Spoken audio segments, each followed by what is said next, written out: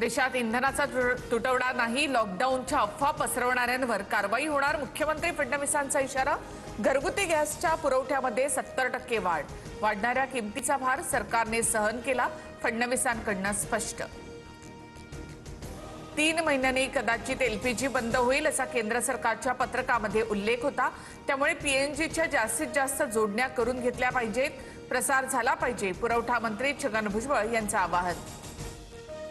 मुंबईसह नागपूर आणि छत्रपती संभाजीनगरमध्ये घरगुती गॅस सिलेंडरसाठी मोठ्या रांगा. एचपी गॅसच्या गोडाऊनच्या बाहेर पहाटेपासूनच रीक. काही ठिकाणी बुकिंग करून सुद्धा गॅस सिलेंडर मिळत नसल्यामुळे नागरिक हैराण. रत्नागिरीमध्ये एलपीजी गॅस वाहतुकीला कायदेशीर संरक्षण मिळणार. एलपीजी गॅस टँकर आणि सिलेंडरची वाहतूक पोलीस संरक्षणामध्ये होणार.